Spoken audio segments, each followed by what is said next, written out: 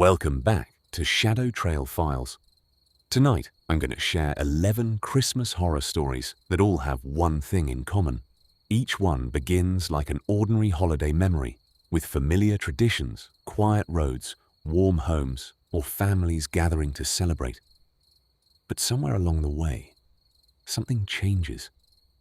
A simple decision, an unexpected encounter, or a moment that doesn't seem important at first turns into an experience the people involved say they have never been able to explain. Whether you believe these stories or not is entirely up to you. As you listen, decide for yourself what you think really happened. But before we get into tonight's collection, if you enjoy realistic horror stories, disturbing mysteries, and chilling encounters told in an immersive story format, you're in the right place. Here at Shadow Trail Files, we bring you new, terrifying stories every week. So if you haven't already, subscribe to the channel and turn on notifications so you never miss an upload. Now, turn down the lights, get comfortable, and let's begin with our first story. Story 1. I am Connor Hayes, and this happened to me on Christmas Eve in 2018, while I was working for a small regional towing company outside of Duluth, Minnesota. The first time was to a county sheriff a few hours after everything happened, and the second time was to my wife almost a year later, after she found the incident report I had hidden in the garage. Other than that, I've kept it to myself, because even now, almost 7 years later, I still don't have an explanation that makes complete sense. I'm not saying what happened was supernatural. In fact, I hope it wasn't. I hope there was some perfectly ordinary explanation that I simply failed to understand that night. But no matter how many times I've replayed those hours in my head, there are details that don't fit together. It started just after 9 p.m. My shift was supposed to end at 10, and I had already cleaned my truck, finished my paperwork, and was looking forward to getting home before midnight. My parents were hosting Christmas that year, and for once, I wasn't going to be the guy who showed up after everyone had already opened their presents. Just as I was grabbing my jacket, dispatch called over the radio. They said state police had requested a tow for a pickup truck that had been reported abandoned on an old logging road about 30 miles north of Two Harbors. Normally another driver would have taken it because that area wasn't part of my route, but he had already left for the evening, and I happened to be the closest truck available. I almost refused, but dispatch reminded me the call came through the state patrol, which meant it couldn't wait until morning. So I turned my truck around and headed north. The weather wasn't terrible, but it had been snowing lightly for most of the afternoon, enough to leave a fresh layer across every side road. Traffic disappeared after the first 20 minutes, and eventually I found myself driving through miles of forest without seeing another vehicle. The GPS stopped updating about 5 miles before the turnoff, so I relied on the directions the dispatcher had written down. County Road 14. Left at the abandoned sawmill. Continue 6 miles until the bridge. Logging road starts on the right. Everything matched perfectly until I reached the bridge. It wasn't abandoned like I expected. There was a sheriff's cruiser parked beside it, with its emergency lights off. A deputy was standing outside waiting for me. He looked cold and exhausted. After introducing himself, he explained that a hunter driving home had found an empty pickup truck blocking part of the logging road about an hour earlier. The engine was still running when he found it. The driver's door was open, and nobody was anywhere nearby. The hunter searched for about 15 minutes before calling 911. The deputy told me they had already checked the immediate area with flashlights, but hadn't found the driver. A search team was scheduled for sunrise because the terrain became dangerous at night. I asked if they thought the driver had wandered into the woods. He shrugged and said, "Probably. Happens more often than you'd think." Then he added something that seemed odd at the time. "If you hear someone yelling from the trees, don't go looking by yourself. Come get me first." I nodded, figuring that was standard procedure. We drove another mile together before reaching the pickup. It was parked exactly where the deputy described, an older blue Ford with the headlights still on and the engine idling quietly, despite sitting there for who knew how long. I hooked up the front axle while the deputy searched around one last time. The snow around the truck told an interesting story. There were footprints leading away from the driver's door toward the forest. Just one set. No signs of a struggle. No second person. Nothing unusual, except that after about 20 yards, the prints simply stopped. They didn't turn around. They didn't continue deeper into the woods. They just ended. The deputy noticed me staring and said they'd already looked for another trail but couldn't find one. Fresh snow hadn't fallen since the hunter first reported the truck, so there should have been tracks somewhere. There weren't. He didn't seem eager to discuss it further. Once everything was connected, I started pulling the pickup back toward the bridge, while the deputy followed behind in his cruiser. We hadn't gone more than half a mile when my radio crackled. I assumed it was dispatch, but instead, I heard a man's voice, breathing heavily, before saying, "Don't leave me out here." The transmission ended immediately. I grabbed the microphone and asked who was calling. No answer. A second later, the deputy flashed his headlights twice, signaling for me to stop. He walked up beside my truck, looking confused. Before I could say anything, he asked, "Did you just radio me?" I told him no and explained what I'd heard. His expression changed instantly. He quietly admitted that he had heard the exact same message over his patrol radio at the exact same moment. We both checked the radio frequency. It was the state emergency channel, one that civilians couldn't normally transmit on. Thinking maybe the missing driver had somehow found another radio, the deputy tried calling him repeatedly. Nothing came back except static. We continued toward the bridge, neither of us saying much after that. About 2 minutes later, I looked in my side mirror to make sure the pickup was still riding correctly on the tow lift. That's when I noticed someone sitting in the driver's seat. At first, I assumed it was just a reflection from my own headlights. I blinked and looked again. The figure was still there. A man wearing what looked like a dark winter jacket sat perfectly still with both hands resting on the steering wheel. I immediately keyed the radio and told the deputy to pull alongside me. When he did, I pointed toward the pickup behind us. He looked for several seconds before saying, "There's nobody in there." I checked my mirror again. The seat was empty. I didn't say another word because I honestly wasn't sure whether I'd imagined it. We reached the bridge a few minutes later, and the deputy thanked me before heading back to continue paperwork. I loaded the pickup onto the flatbed completely this time and started driving toward the impound lot alone. It should have taken about 30 minutes. I never made it that far. About 10 miles south of the bridge, I noticed a slow blinking light inside the abandoned pickup. At first, I thought it was the hazard lights somehow turning themselves on, but when I looked closer, I realized it was the truck's dome light, switching on and off every few seconds, even though the battery should have been disconnected during the tow. Then my work phone rang. The caller ID simply read, "Unknown." I answered, expecting dispatch. Instead, a calm male voice asked a single question. "Why did you leave me on the road?" Before I could respond, the call disconnected. I immediately pulled onto the shoulder, climbed out with my flashlight, and walked back toward the pickup. The driver's door, which I had personally secured less than 15 minutes earlier, was standing wide open. The cold hit me the moment I stepped out of the tow truck, but I barely noticed it, because all I could think about was that open driver's door. I knew I had closed it before loading the pickup. I even remembered checking it twice, because an unsecured door could swing open during transport and cause damage. Yet there it was, hanging open just a few inches, moving slightly in the wind. I walked toward it with my flashlight in one hand and my work radio in the other. The inside of the truck was empty. The keys were still in the ignition exactly where the deputy had left them. There was a half-finished bottle of water in the cup holder, a pair of work gloves on the passenger seat, and an old Christmas card lying face down on the floor. Nothing appeared disturbed. I leaned inside, pulled the door shut until it latched, and stepped back. Before climbing into my own truck, I took one last look around. The highway was completely empty. No headlights, no passing cars, just miles of snow-covered forest under a cloudy sky. I started driving again, trying to convince myself the door had simply worked loose from the vibration of the road. About 5 minutes later, my phone buzzed with a text message from dispatch, asking for my estimated arrival time. I replied that I would be there in roughly 20 minutes. A few seconds after sending it, another notification appeared. It came from an unknown number. There was no message, only a photo. At first, I couldn't tell what I was looking at. because it was so dark, but after turning up the screen brightness, I realized it was a picture of my tow truck, taken from behind.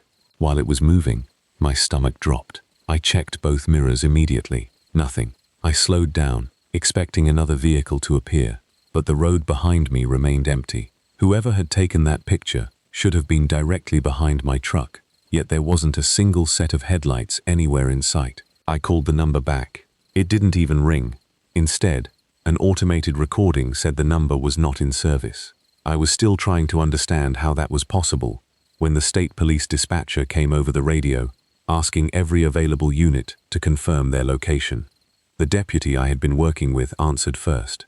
Then another patrol several miles away responded. I considered mentioning the strange phone call, but decided against it because I didn't want to sound like I was imagining things. A minute later, my own radio came alive, without anyone pressing the transmit button. The same male voice spoke again, only this time it sounded calmer. "You passed me." Then the transmission ended. The state dispatcher immediately asked who had just broadcast on the emergency channel. Nobody answered. I looked down at my microphone. It was still clipped to the dashboard. I hadn't touched it. At that point, I decided I wasn't driving another mile. I pulled into a small gas station that stayed open 24 hours near the edge of town. There were 3 cars outside and a man inside mopping the floor. The normal sight of another person immediately made me feel better. I parked beneath the brightest light in the lot and walked inside. The clerk asked if everything was okay because I apparently looked pale. I told him I needed a cup of coffee before finishing my shift. While he poured it, I happened to glance through the front window toward my tow truck. The pickup was still sitting securely on the back, but someone was standing beside it. A man wearing a dark winter coat had one hand resting on the open driver's door. I nearly dropped the coffee. I rushed outside, expecting him to run. There was nobody there. The driver's door was closed, exactly the way I had left it on the highway. The clerk followed me outside a few seconds later and asked what had happened. I pointed toward the truck and asked if he had seen anyone standing there. He looked genuinely confused and said the parking lot had been empty since I arrived. I finished my coffee as quickly as I could, signed the receipt, and drove the remaining 15 minutes to the impound yard without stopping again. When I arrived, 2 mechanics helped unload the pickup. As one of them climbed into the driver's seat to steer it off the flatbed, he suddenly leaned back out and asked, "Hey, whose phone is this?" He handed me an older flip phone that had been wedged between the driver's seat and the center console. The battery was almost dead, but the screen was still lit. There was only one voicemail saved on it. Curious, I pressed play. A frightened male voice filled the speaker. "If somebody finds this truck, tell my wife I didn't leave. I followed someone calling for help in the woods." I thought it was a kid. The recording ended with heavy breathing, followed by what sounded like a truck engine in the distance. There were no screams, no crash, just silence. The sheriff's office took the phone as evidence the following morning. They later confirmed it belonged to the missing driver. Search teams spent nearly a week combing the forest around that logging road, but never found him. According to the official report, he remains missing to this day. I tried putting the incident behind me, but there was one detail I never included in my statement, because I knew nobody would believe it. The photo I received that night never disappeared from my phone. Every Christmas Eve, just after 9 o'clock, the timestamp on that image changes to the current year, even though the picture itself never does. It's still my tow truck, still driving down that lonely highway. And if you zoom in on the reflection in the driver's side mirror, you can just make out someone sitting in the passenger seat of my truck. I know for a fact that I was alone that night, but whoever took that photograph was close enough to know I wasn't. Story 2. My name is Mason Grady, and this happened to me on December 23rd, 2019, just 2 nights before Christmas, while I was working as a maintenance technician for a rural telecommunications company in western Montana. I've spent years debating whether I should tell anyone about what happened, because, on paper, there's nothing extraordinary about it.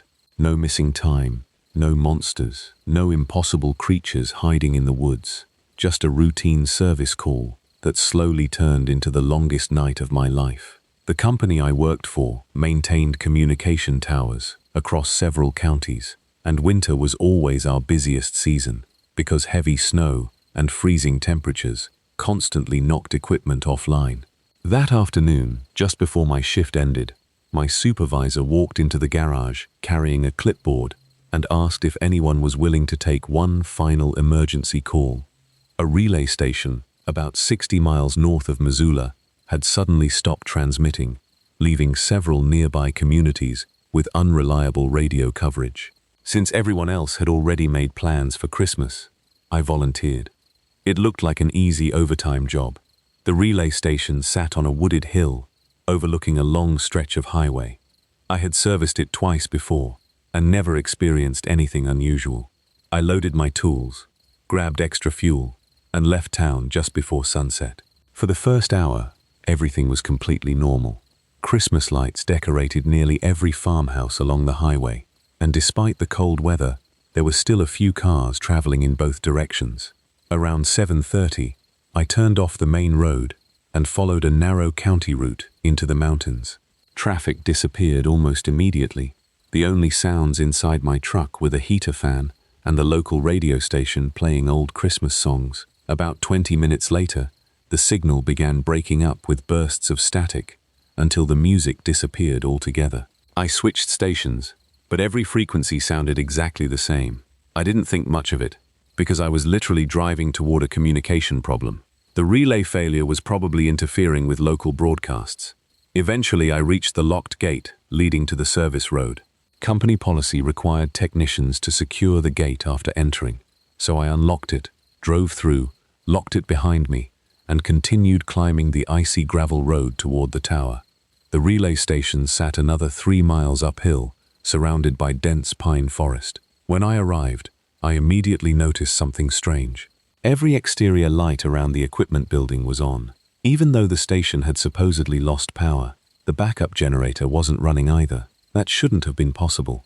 I parked, grabbed my flashlight and equipment bag, and walked toward the control building. The front door was already unlocked. That was unusual enough that I stopped before going inside.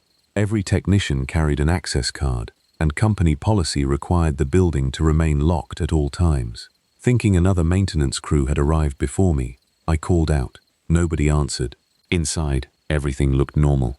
The computers were still powered on, the emergency battery systems showed full charge, and every alarm panel displayed green status lights. According to the monitors, the station was functioning perfectly, yet dispatch had insisted it had been offline for nearly 2 hours.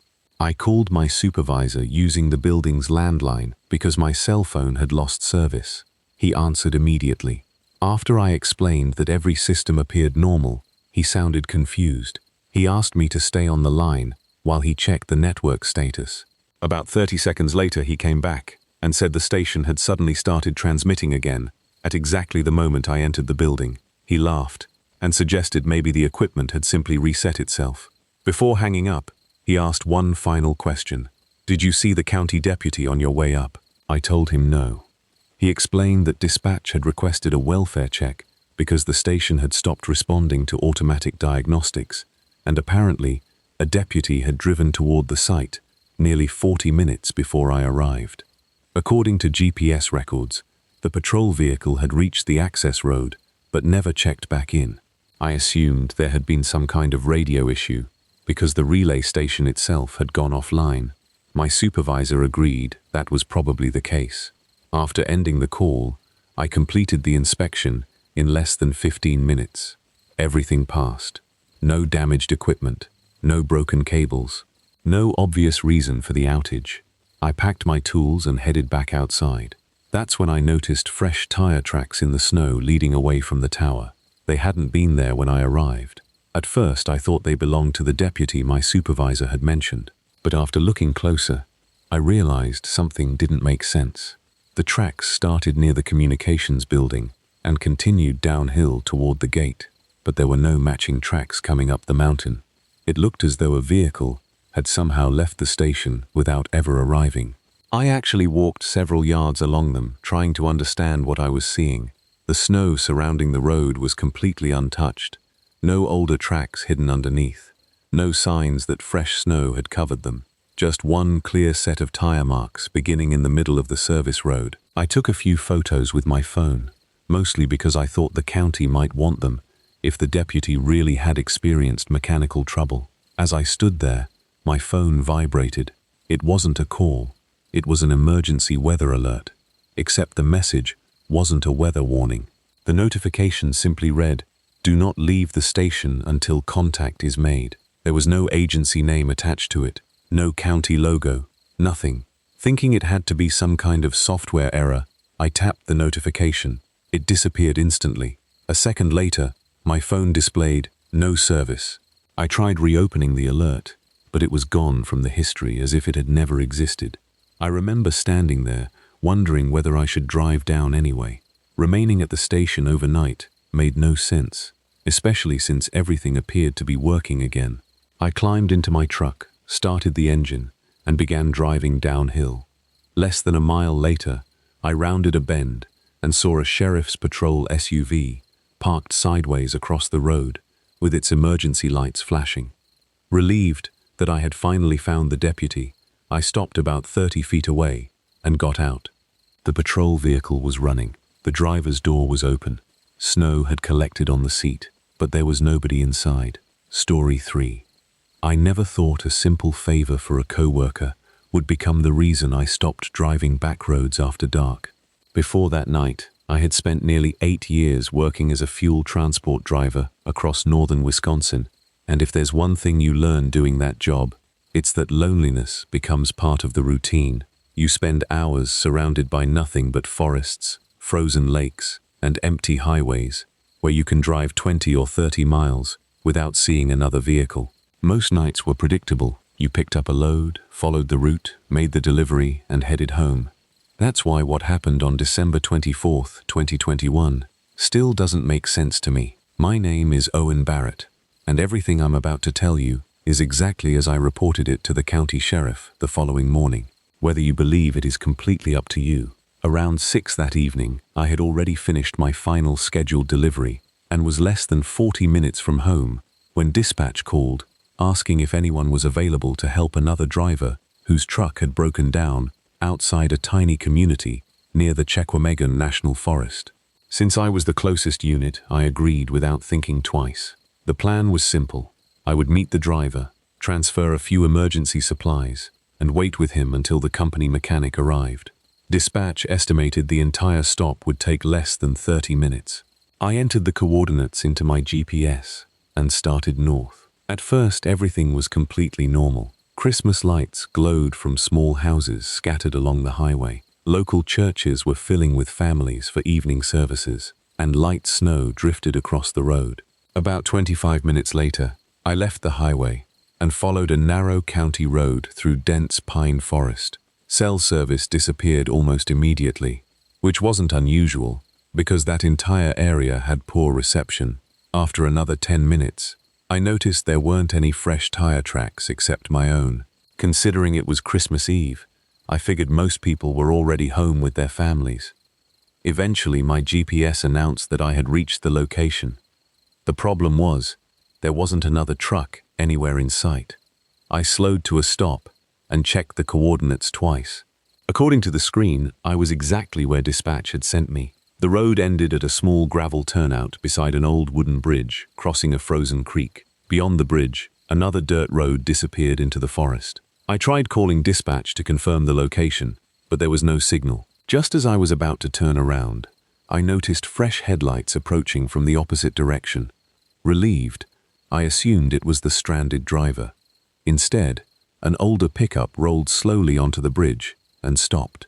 An elderly man climbed out, wearing a heavy green coat and a bright orange hunting cap. He walked toward my truck, smiled politely, and asked if I was looking for the fuel company driver. I told him I was.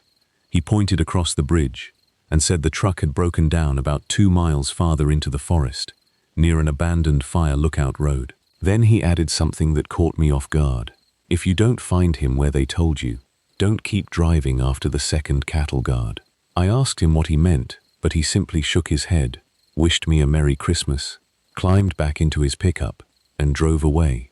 I watched his taillights disappear around the bend before continuing across the bridge. About a mile later, I crossed the first cattle guard. The road narrowed even more, and tall pines blocked almost all of the moonlight. 5 minutes after that, I reached the second cattle guard. I remembered the old man's warning, and actually considered turning around. But the GPS still insisted the broken-down truck was less than half a mile ahead, so I kept going. Almost immediately, the road surface changed from packed snow to solid ice. I slowed to barely 15 miles an hour. Then, I saw the truck. It was parked exactly where the GPS indicated, facing sideways across the road with its hazard lights flashing. I pulled in behind it and climbed out. The engine wasn't running. The driver's door was open. No one was inside. Thinking the driver had stepped into the trees, I called his name several times. There was no answer. I grabbed my flashlight and walked around the truck. That's when I noticed a line of footprints leading away from the driver's door toward the forest. They looked fresh. Whatever had made them couldn't have been more than a few minutes ahead of me. I started following them, calling the driver's name every few seconds. The tracks continued between the trees for roughly 50 yards before reaching a small clearing. In the center of that clearing stood an old wooden sign, almost completely hidden beneath snow. The faded lettering read, "Fire Lookout Road, closed since 1986. The footprints continued past the sign for another 10 yards, and then stopped completely. They didn't turn around. They didn't split apart. They simply ended in the middle of untouched snow. I stood there, trying to understand what I was looking at when, from somewhere much deeper in the forest, I heard someone yell, "Over here! Please hurry!" The voice sounded exactly like the driver I had been sent to help, but according to the footprints, nobody had ever gone any farther than where I was standing. I stood there with my flashlight pointed toward the trees, listening for the voice to call out again. For several seconds there was nothing except the sound of wind moving through the pines. Then I heard it a second time, louder this time. "Owen! Over here!" The moment I heard my own name, every instinct told me to turn around and walk back to the truck. Dispatch knew my name, but whoever was out there shouldn't have. I hadn't introduced myself to anyone except the elderly man back at the bridge, and he had never asked for my name. I called back anyway, asking where the driver was. No answer, just silence. I looked down once more at the snow beneath my feet. The footprints still ended exactly where I was standing. There wasn't a single print beyond them. Whatever had called my name couldn't have walked away without leaving tracks. I backed away from the clearing and returned to the stranded truck. The cab was still empty, but this time I noticed something I had somehow missed before. Resting on the passenger seat was a company-issued handheld radio. Its indicator light was blinking. I picked it up and pressed the transmit button. "This is Owen. If anyone can hear me, respond." A burst of static filled the speaker, before a frightened male voice replied, "Don't come looking for me." I immediately recognized the voice. It belonged to Eric, the driver I had been sent to help. Before I could answer, the transmission continued. "If you can hear this, leave now." Then the signal cut off. I tried calling him again, but the radio stayed silent. Thinking perhaps he had wandered farther into the forest carrying another radio, I checked the truck more carefully. The keys were still in the ignition. His wallet sat in the center console. His winter coat hung behind the driver's seat. Nobody voluntarily walks into a freezing forest at night without a coat, especially on Christmas Eve. I got back into my truck and attempted to start a slow search while staying on the road. As I turned around, my headlights swept across the trees, and for a split second, I saw someone standing between two pines, about 100 yards away. I stopped immediately and aimed the spotlight in that direction. There was nobody there. I told myself it had probably been a tree trunk catching the light, but as I was about to drive away, the company radio crackled again. This time Eric sounded calmer. "He's still at the bridge." I frowned, because I didn't understand what he meant. "Who's at the bridge?" I asked. There was a long pause before he answered.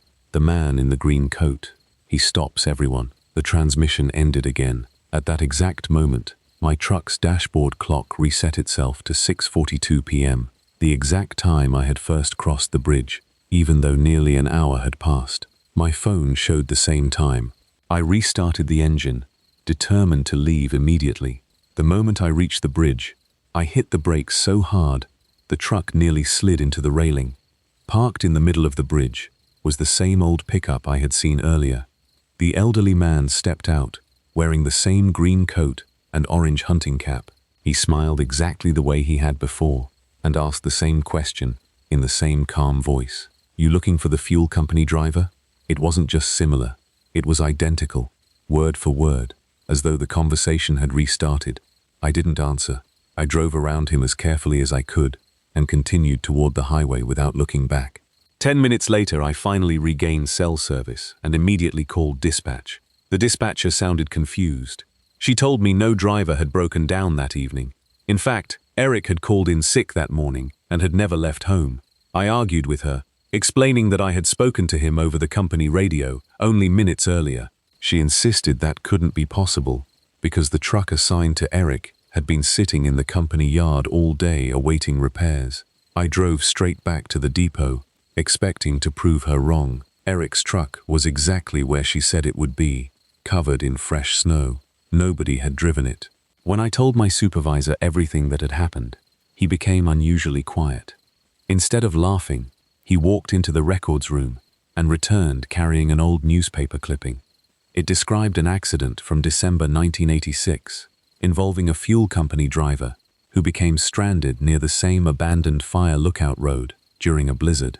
Search crews eventually found his truck, but they never found him. His name was Eric Lawson. The black and white photograph attached to the article showed a young man standing beside a company truck. I recognized him immediately. He was the same man whose voice I had heard over the radio. Before leaving the office, my supervisor said something that still stays with me. Every few years, someone gets a service call out there that nobody can explain. We stopped asking questions a long time ago. I transferred to daytime routes the following spring and never accepted another overnight job near that forest. But every Christmas Eve, just before sunset, my work radio, no matter which company I work for or what model they issue, crackles once with a single sentence spoken in the same calm voice I heard that night. "Don't cross the second cattle guard." I always switch the radio off after that, because I know exactly where that road leads, and I have no intention of ever finding out who keeps making those calls. Story 4. I used to think people exaggerated how quickly a normal night could turn into something you'd remember for the rest of your life. After working as a volunteer search and rescue tracker in Colorado for nearly 6 years, I'd responded to dozens of missing person calls, stranded hikers, injured hunters, and families who had simply taken the wrong trail after dark. Almost every case had a logical explanation. Someone got lost. Someone underestimated the weather. Someone made one bad decision that turned into a dangerous situation. That's why, when the sheriff's office called me on December 24th, 2022, I didn't hesitate to volunteer. My name is Carter Nolan, and this is exactly what happened. It was just after 8 p.m. when my phone rang. A 12-year-old boy had been reported missing from a Christmas gathering at a mountain lodge about 30 miles west of Estes Park. According to the initial report, he had walked outside to look for his family's dog and never came back. The dog returned by itself 20 minutes later, but the boy didn't. Because another storm was moving in, the sheriff's office wanted additional volunteers before visibility became worse. I arrived at the command post a little after 9. The lodge sat near the edge of a national forest, surrounded by cabins that people mostly rented during the holidays. Search teams had already divided the area into sectors. I was paired with another volunteer named Rick, someone I'd worked with several times before. Before we headed into the woods, the incident commander gathered everyone together for a briefing. He explained that the missing boy had been wearing a bright blue winter jacket and carrying a small flashlight. Then he added something unusual. He told every team that if we heard someone calling our names from outside our assigned search area, we were not to respond until we confirmed the voice visually. At first, I assumed he was trying to prevent teams from accidentally wandering into each other's sectors. Rick thought the same thing. We grabbed our radios, GPS units, and emergency packs before starting our search. The first 45 minutes were completely routine. We found fresh footprints crossing a frozen stream, but they belonged to another search team. We checked several abandoned hunting blinds and an old maintenance trail before looping back toward our assigned grid. Around 10:15 p.m., light snow began falling again. Visibility dropped enough that we stayed within 20 feet of each other. That's when my radio crackled. Dispatch asked every team to report their location. One after another, each group checked in. Then, just before our turn, another voice came over the radio. It wasn't frightened. It wasn't rushed. It calmly said, "I found him." The transmission ended immediately. The incident commander asked which team had made the report. Nobody answered. Every search team confirmed they were still searching, thinking maybe someone had accidentally released the transmit button. The commander ignored it and continued coordinating the operation.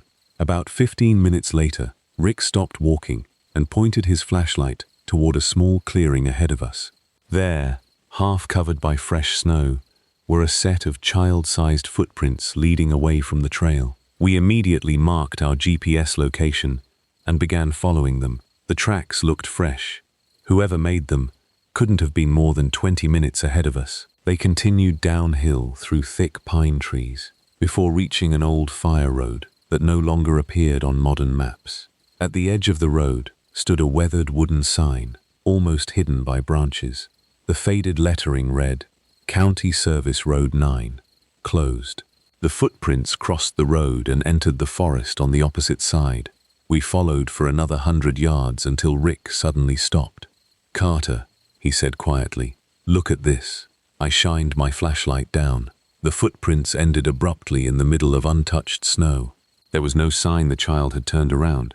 No drag marks, no animal tracks, just one final footprint, and then nothing. I was still trying to understand what I was seeing when a young boy's voice echoed through the trees behind us.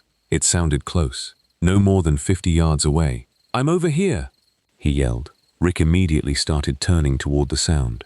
Before he took another step, I grabbed his jacket and reminded him of the commander's warning. Don't follow a voice until you can actually see who's calling. We both stood perfectly still, listening. The voice came again. "Please hurry." This time it sounded farther away, even though it had only been a few seconds since we'd heard it the first time. Rick raised his radio to call command, but before he could press the transmit button, another voice came over the speaker. Calm, clear, adult. Team 7, don't answer him. The problem was, Rick and I were Team 3. The moment that transmission ended, Rick and I looked at each other without saying a word. Neither of us recognized the voice, but we both knew one thing immediately. It hadn't come from the incident commander. His voice was deeper, and he always identified himself before speaking. I picked up my radio and called command, giving our location and asking if anyone had just transmitted to us. The reply came almost instantly. "Negative. Last transmission was your sector check, 10 minutes ago." I glanced at Rick, who had obviously heard the same response. Before either of us could speak again, the boy's voice echoed through the trees for a third time. This time it sounded frightened. "Please, I can't see anything." Every instinct I had as a search and rescue volunteer screamed at me to run toward that voice. But something wasn't right. The footprints still ended exactly where we were standing. If the boy had continued into the forest, there should have been another trail. There wasn't. I knelt beside the last footprint and brushed away the fresh snow that had begun collecting inside it. The print was shallow, almost as if whoever made it had barely placed any weight on the ground before. Disappearing. Rick suddenly pointed his flashlight toward a nearby pine tree. About 6 feet above the ground, the bark had been freshly scraped away. At first I thought it was claw marks from a bear, but they were too straight and too evenly spaced. More importantly, they were much too high. We photographed them and continued reporting everything to command. They instructed us to hold our position until another team arrived. We waited nearly 20 minutes, but nobody came. The snow was getting heavier, and our GPS units had begun losing satellite connection under the dense tree cover. Then my phone vibrated. Somehow, despite having no cell service all evening, a text message had come through. It had no number attached to it, just one sentence. "He's walking back to the lodge." I showed it to Rick. He frowned and immediately radioed command, asking whether the missing boy had been found. The answer came back no. Every team was still searching. I deleted the message without replying. About 5 minutes later, we finally saw flashlight beams approaching through the trees. 2 deputies emerged from the darkness and asked if we were Team 3. We explained everything we'd found, including the footprints and the strange radio transmission. One deputy carefully examined the tracks before shaking his head. "These aren't from tonight," he said. I thought he was joking because the prints looked fresh enough to have been made minutes earlier. He pointed toward the edges of the impressions. A thin layer of ice had already formed beneath the new snow, something that usually took at least a full day in temperatures like that. According to him, the footprints had likely been there before the storm started. That didn't make any sense, because several search teams had already passed through the area earlier without reporting them. We were discussing it when the older deputy suddenly asked a strange question. "Did either of you hear someone calling your names?" Rick and I looked at each other before answering yes. The deputy nodded, as though he had expected that response. He explained that over the years, several search teams working in that section of forest had reported hearing voices that sounded like missing hikers, children, or even fellow rescuers, calling for help from impossible directions. Every case had one thing in common. The voices always tried to draw people away from their assigned search area. The sheriff's office had never found a reasonable explanation, but after 2 volunteers became lost during separate searches years earlier, commanders began warning new teams never to chase a voice unless they could physically see the person calling. We started hiking back toward the command post together. The snow had become heavy enough that our earlier footprints were already disappearing behind us. About halfway back, the younger deputy suddenly stopped walking. He was staring at something off the trail. We followed his flashlight beam and saw a small blue winter glove lying on top of the snow. It matched the description of the missing boy's clothing perfectly. The deputies marked the location, while Rick carefully searched the surrounding area. 10 feet away, we found another glove, then a wool hat. But there were still no footprints connecting any of the items. It looked as though someone had simply placed them on top of untouched snow. Command immediately redirected every available team to our location.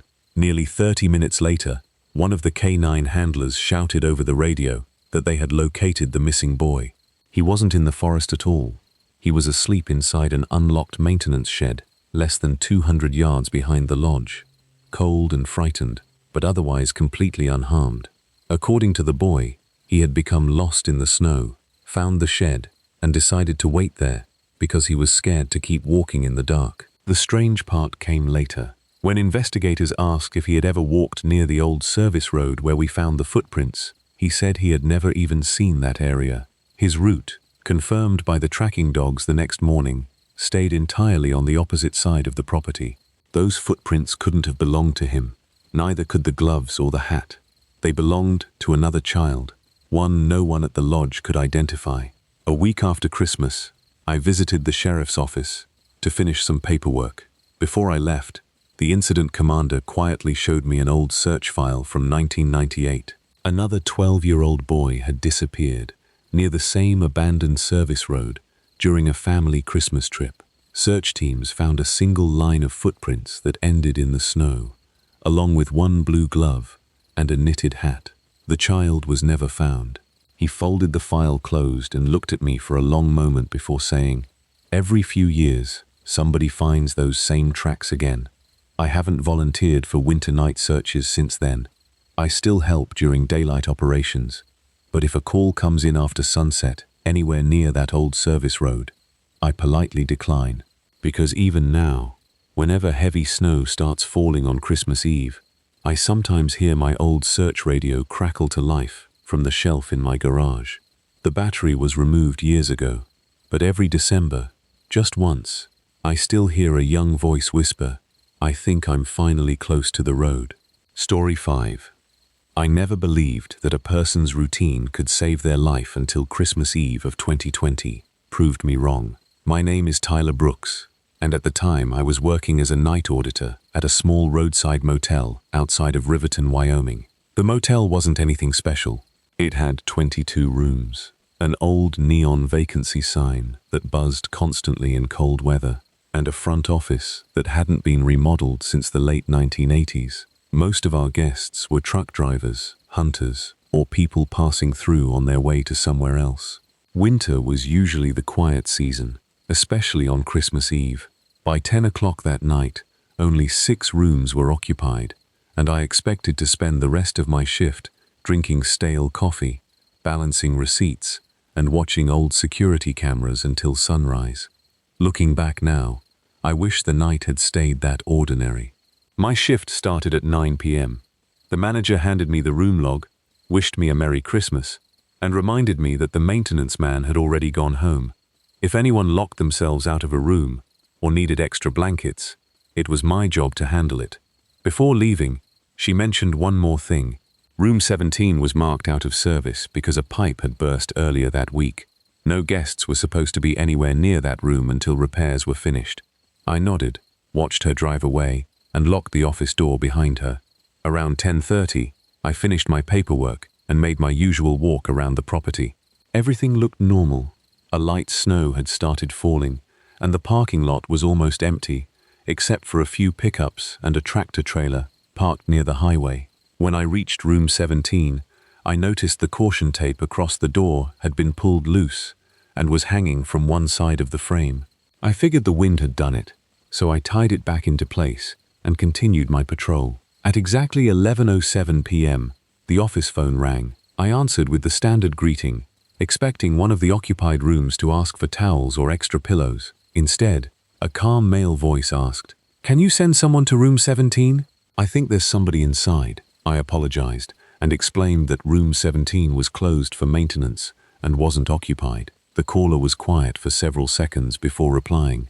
"Then who's looking out the window?" Before I could ask another question, the line went dead. I immediately checked the reservation system.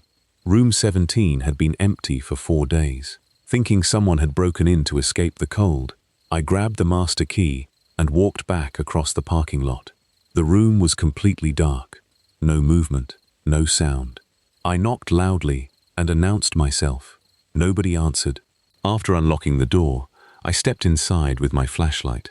The room was exactly as maintenance had left it. Furniture pushed against the walls, sections of wet carpet pulled back, ceiling tiles stacked near the bathroom. There wasn't anyone there. I checked the closet, the bathroom, even beneath the bed.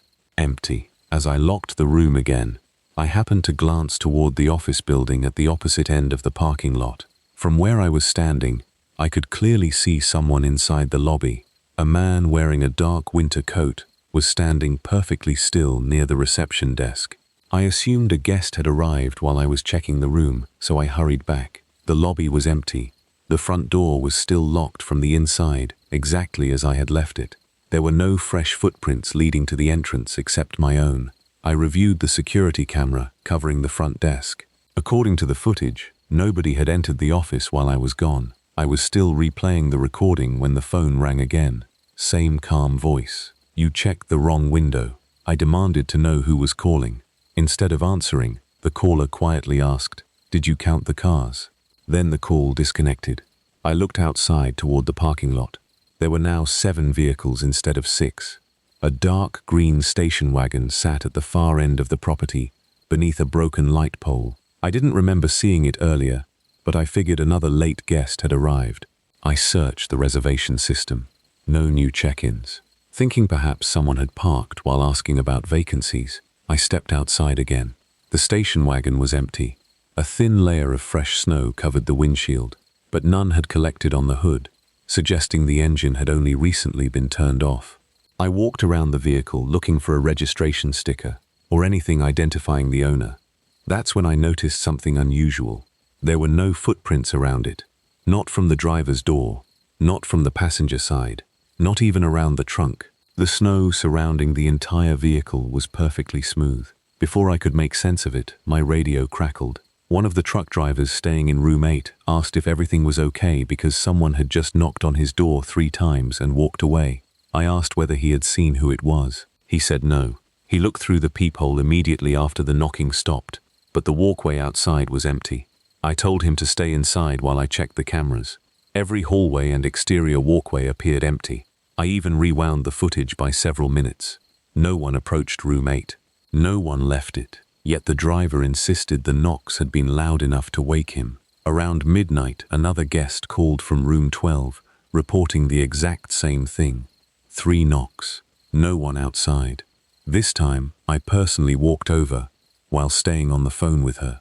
As I reached the room, I heard it myself. 3 slow knocks echoed from the inside of the room's door, even though I was standing in the hallway facing it. The guest screamed through the phone because she had heard the same knocks from her side at the exact same moment.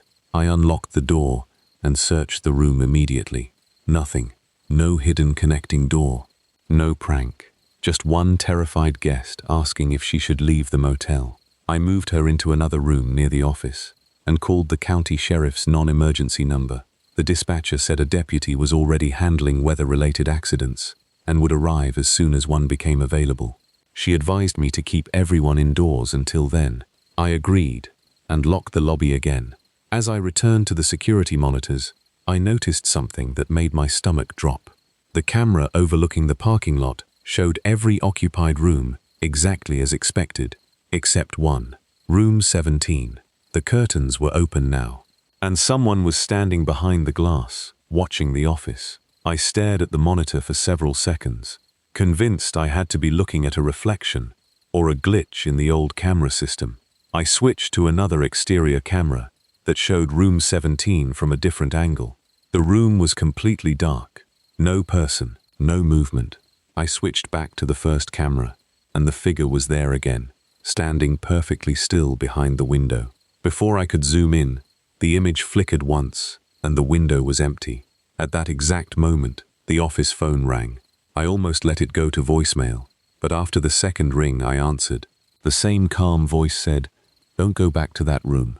I demanded to know who he was. Instead of answering, he quietly asked, "Is the deputy there yet?" I looked outside. The parking lot was still empty, except for the guests' vehicles and that green station wagon. "No," I replied. There was a long pause before the caller said, "Then lock every door, because he isn't outside anymore." The line went dead. I immediately checked the security cameras again. Everything looked normal until camera 6, the one covering the rear hallway that connected the office to the laundry room. Someone had just walked past the camera. Not quickly, not trying to hide. Just a man in a dark winter coat, moving calmly toward the back exit. I grabbed my flashlight and hurried down the hallway. By the time I reached the laundry room, the back door was still locked from the inside.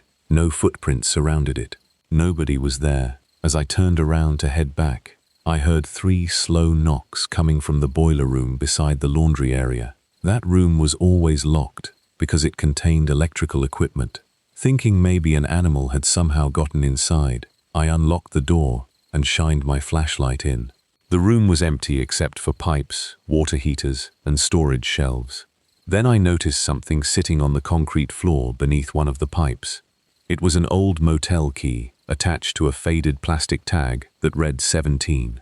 That made no sense, because our rooms hadn't used metal keys in almost 15 years. Everything had been changed to electronic keycards long before I started working there. I picked it up anyway and slipped it into my pocket. As soon as I stepped back into the hallway, my radio crackled. It was the truck driver from room 8 again. His voice was shaking. He said someone had just walked past his window carrying a flashlight, but instead of seeing the beam move across the parking lot, the light stayed perfectly still, as though whoever was holding it never moved their arm. I ran outside immediately. Fresh snow covered the lot, and once again there wasn't a single set of footprints except my own. Then I heard tires on the highway. A sheriff's cruiser finally pulled into the parking lot. Relief washed over me as the deputy climbed out. He listened carefully while I explained everything that had happened. The phone calls, the unexplained knocks, the figure in room 17, and the strange station wagon. He didn't interrupt me once. When I finished, he asked to see the security footage. We reviewed nearly an hour of recordings together. The knocks weren't captured by the cameras, but the figure behind the window of room 17 appeared on the recording exactly as I had described. The deputy paused the video and leaned closer to the screen. "Zoom in," he said. The image quality was poor, but after enlarging it, we could make out the outline of a man standing with one hand against the glass. The deputy became unusually quiet. He asked if the motel had ever been renovated. I told him it had changed owners several times over the years. Without another word, he stepped outside and walked toward room 17, while I followed a few yards behind. We unlocked the room together. It was exactly as I had left it earlier, empty. The deputy slowly swept his flashlight across the walls until it stopped on an old framed evacuation map hanging beside the bathroom door. He took the frame down and pointed behind it. Written directly onto the drywall in faded black marker were several names and dates. Most were impossible to read, but one stood out clearly. December 24th, 1994. Beneath it were the words, "He kept knocking." The deputy didn't say anything for nearly a minute. Finally, he admitted that he'd been called to this motel years earlier as a rookie officer after an elderly traveler was found dead in room 17 from a heart attack. According to the original report, several guests had complained about hearing someone knocking on their doors throughout the night. Investigators never found anyone in the hallways, and they assumed frightened guests had simply mistaken ordinary noises in the old building. The deputy quietly added that every few Christmases, the sheriff's office still received strange calls from this motel, usually about unexplained knocking or reports of someone standing in the window of the closed room. None of those reports had ever produced evidence of a crime. Before leaving, he advised the motel owner to permanently seal room 17 until renovations could be completed. The room was never rented again. 6 months later, the building was demolished after new owners decided it wasn't worth repairing. I left that job shortly afterward and eventually moved out of Wyoming. But there's one detail I've never been able to explain. The old metal key I found in the boiler room stayed in my toolbox for years. Last Christmas Eve, while cleaning out my garage, I noticed it was gone. I assumed I'd misplaced it until the following morning, when I opened my mailbox and found it lying inside without an envelope, without a note, and without a return address. The faded plastic tag still read 17, and someone had scratched 3 tiny marks into the metal just beneath the number. Story 6. I never thought delivering mail would put me in a situation that would stay with me longer than any accident or emergency ever could. My name is Logan Pierce, and this happened on Christmas Eve in 2021, while I was working as a rural mail carrier outside a small town in northern Michigan. By December, most people had already finished their holiday shopping, but there were always a handful of last-minute priority deliveries that couldn't wait until after Christmas. That year, our office was short-staffed because 2 drivers had called in sick, so every route was longer than usual. My shift was supposed to end around 5 in the afternoon, but just as I finished sorting the last tray of mail, my supervisor walked over, carrying a single express package. He apologized for asking, but the customer had specifically requested Christmas Eve delivery, and no one else was heading in that direction. The address belonged to an old farmhouse, nearly 30 miles outside town, close to the edge of the Huron National Forest. I recognized the road because I'd driven it dozens of times over the years. Most of the houses out there were occupied by retired couples or seasonal hunters. It wasn't unusual, just isolated. I scanned the package into my route, loaded it into the truck, and left the post office a little after 4:30 p.m. The drive started normally. Families were finishing their Christmas shopping, churches were preparing for evening services, and every gas station along the highway seemed packed with people buying snacks before heading home. About 20 minutes later, I turned onto County Road 61, where traffic disappeared almost immediately. Snow had been falling lightly since lunchtime, and fresh tire tracks covered the narrow road. The farther north I drove, the fewer houses I saw, until eventually there were long stretches of forest between each mailbox. Around 5:15, my truck's navigation system announced that I was less than 2 miles from the delivery address. Just then, I noticed a pickup truck parked on the shoulder with its hazard lights flashing. A middle-aged man wearing a heavy orange hunting jacket was standing beside it, waving both arms. I pulled over, rolled down my window, and asked if he needed help. He explained that his battery had died and his phone wasn't getting a signal. He asked whether I could call roadside assistance once I reached town. I told him I would. Before I drove away, he looked toward the road ahead and asked where I was going. I mentioned the farmhouse address printed on the package. His expression changed immediately. "That place?" he asked quietly. I nodded. He hesitated for a moment before saying, "If nobody answers the door, don't leave the package." I laughed, assuming he was worried about porch thieves. He shook his head. "Just don't leave it." Then he thanked me again and stepped away from the truck. I continued driving, thinking he was probably just an overly cautious neighbor. 10 minutes later, I reached the address. The farmhouse sat at the end of a long gravel driveway, surrounded by tall pines. Smoke drifted from the chimney, and warm yellow lights glowed through the front windows. Everything looked completely normal. I carried the package to the porch and knocked twice. No answer. I rang the bell. Still nothing. Through the front window, I could see a decorated Christmas tree with presents underneath it, but I couldn't see anyone inside. Company policy required a signature for express deliveries, so I couldn't simply leave the box. I filled out a missed delivery notice and turned to walk back toward the truck. That's when the front door opened behind me. An elderly woman smiled warmly and apologized for taking so long. She explained that her hearing wasn't what it used to be. I handed her the electronic scanner. She signed it, thanked me for making the drive in the snow, and wished me a Merry Christmas. Before closing the door, she asked an unusual question.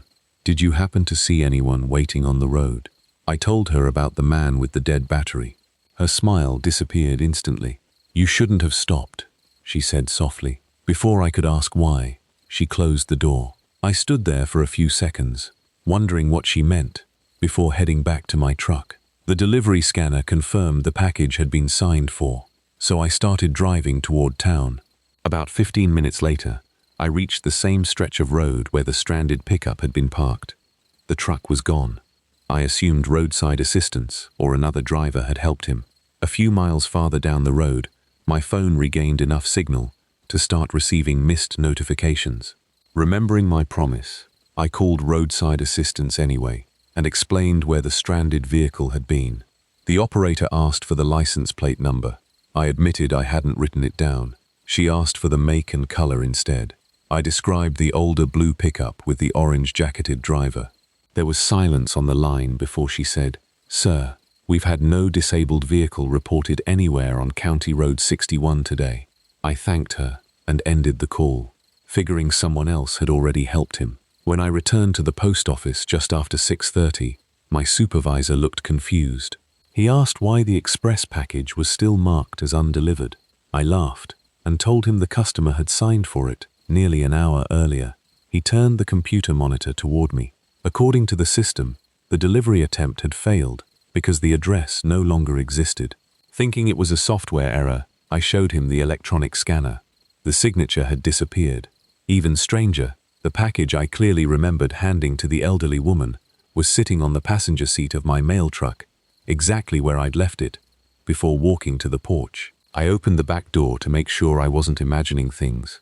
There it was, untouched, with the same shipping label and barcode. I remember standing in the parking lot staring at it, because I couldn't understand how that was possible. I knew I had carried it to the house. I remembered the woman signing for it. I even remembered the conversation we had about the man on the roadside. My supervisor assumed I had driven to the wrong address and suggested we verify it together the following morning. I agreed, because I honestly believed that had to be the explanation. But the next day, Christmas morning, a county deputy met us outside the post office before we could leave. He asked if I had been the last person to drive County Road 61 the previous evening. When I said yes, he asked me a question that made my stomach tighten. "Did you happen to see an old farmhouse with lights on?" The deputy's question caught me completely off guard. I told him that not only had I seen the farmhouse, I had walked onto the porch, spoken with the woman who lived there, and watched her sign for a package. He looked at my supervisor for a moment before turning back to me. "Can you show me exactly where this house was?" he asked. About 30 minutes later, the three of us drove north together. The weather had cleared overnight, leaving the roads covered with fresh snow. As we reached County Road 61, I immediately recognized every landmark. The old bridge, the abandoned grain silo, even the sharp curve where I had spoken to the stranded driver. But when we reached the driveway, I slowed down in complete disbelief. There was no farmhouse.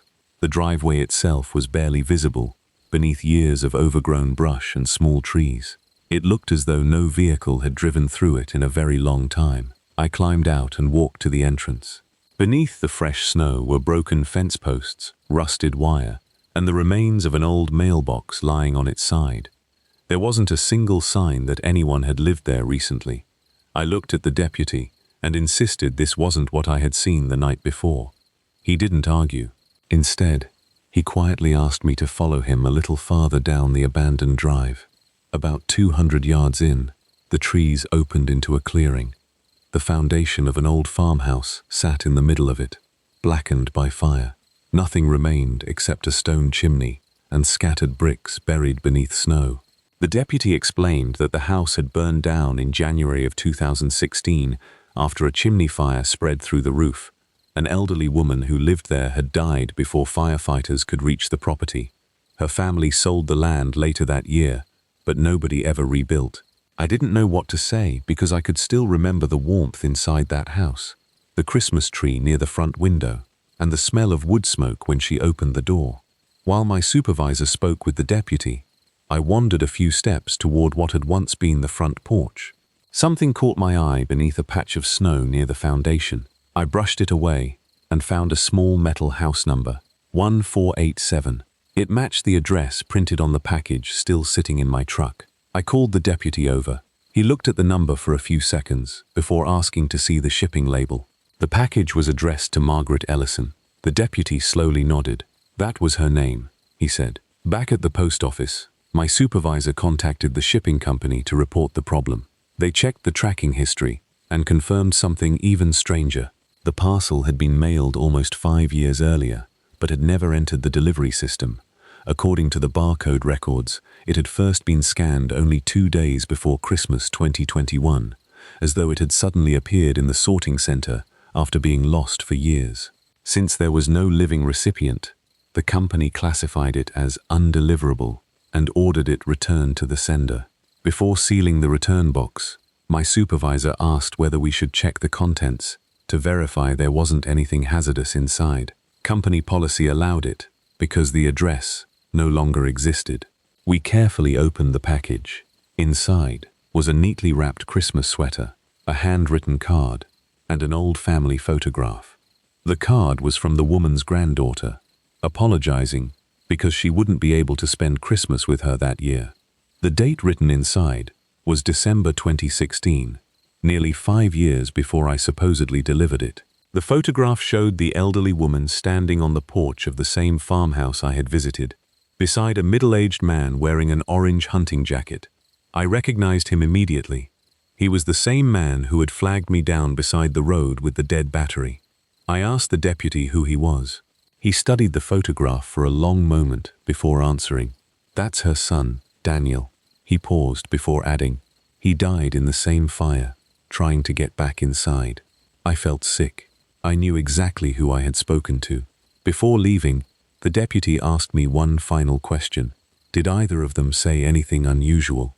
I told him about the warning from the man not to leave the package, and how the woman had asked if I had stopped to help anyone on the road. The deputy didn't seem surprised. He simply nodded and said, if that's what happened, maybe they were just making sure it finally got there. The shipping company eventually returned the parcel to the granddaughter, who later confirmed she had mailed it years earlier after unexpectedly canceling her Christmas visit. She assumed it had been lost forever. As for me, I continued working as a mail carrier for another 3 years, but I never accepted another late delivery on Christmas Eve. Even now, whenever I drive along County Road 61 in winter, I slow down near the place where that old pickup was parked. The truck has never been there again, but every single Christmas Eve, without fail, my delivery scanner briefly displays one completed stop that doesn't exist anywhere in the route log. The screen simply reads, delivered, signature received, no address, no time, just one completed delivery that company records insist never happened. Story 7. I never thought the last call of my shift would become the only one I still refuse to talk about with my former co-workers. My name is Ryan Mercer, and in December of 2023, I was working as an emergency roadside assistance technician across the mountains of eastern Oregon.